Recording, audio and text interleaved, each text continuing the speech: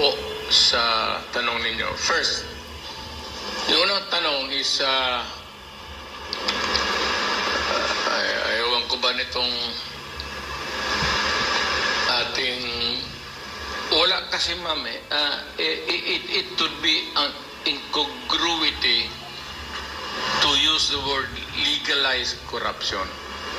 Because corruption, by its very nature, the essence of the word, it says corruption is wrong. Ang synonym ng corruption is rotten,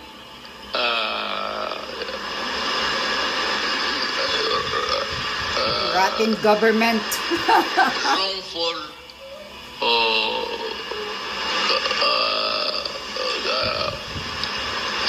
no sense of values, No o sense walang of values values. at all. Yun yung ano. So, itong legalized corruption, ma'am, nandyan talaga yung corruption. Especially dito sa ano, makikita mo lang yan because it's legalized, because itong mga sweldo ng mga congressman, in addition to that, we do not know how much talagang kinita nila yung taon na yan. Basi ako nung congressman ako, walang audit. Alam mo, ang pinaka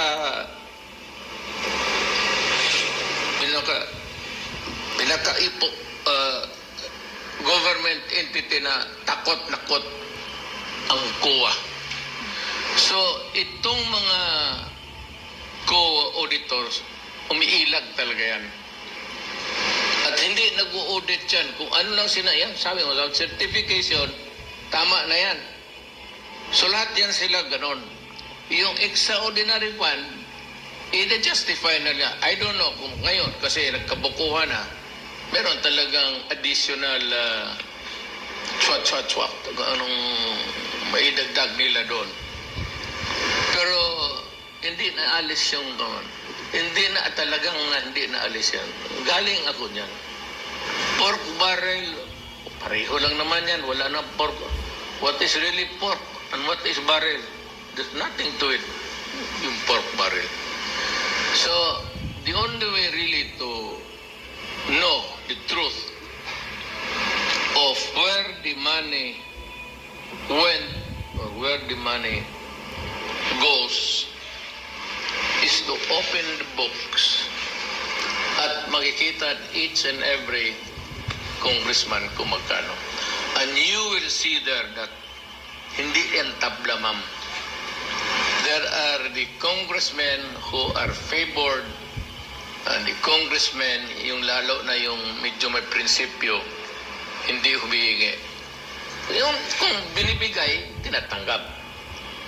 Or yung maglapit doon sa speaker na dagdagan mo ito. Pera dyan mo parang tubig. Parang tubig talaga ang pera Parang dyan. tubig ang pera sa Kaya Congress. wala naman akong iniinsulto. Makita mo yan sila sa first term.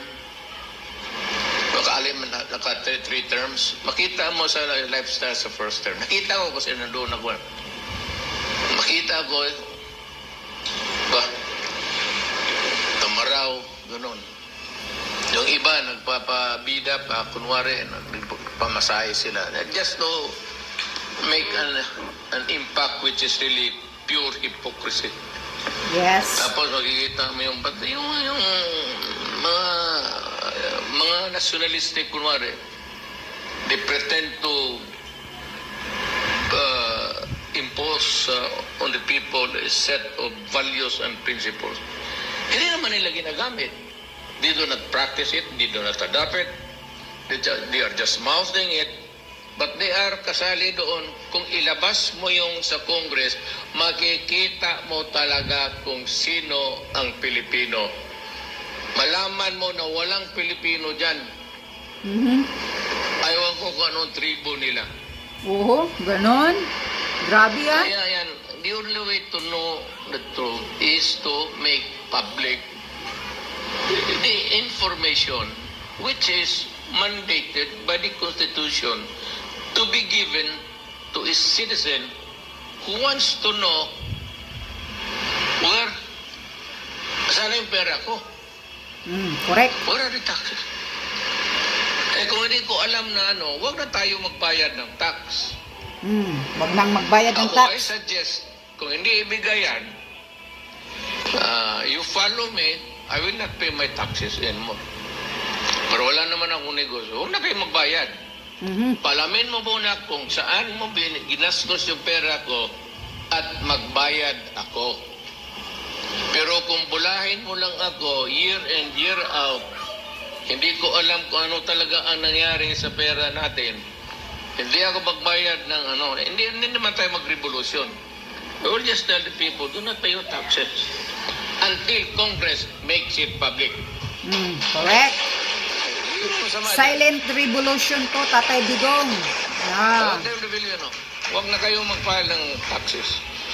Sabihin mo muna sa Congress, pagbayad kami ng taxes, make it public kung saan ang pera namin. At magkano ang nakukuha ninyo. Yes. Yan, correct. It's not a threat. It's a legal demand. Legal demand. Let me know where my money went or how it was spent. Yes. Then I will pay my taxes again this year.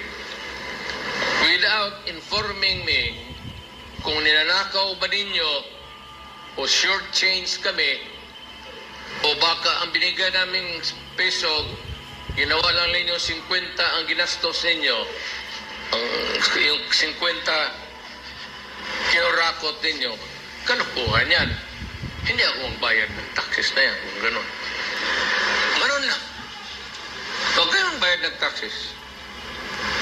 Sabi mo lang sa BIR, may pati yung hayaan mo ang korte mag-idemanda tayo lahat.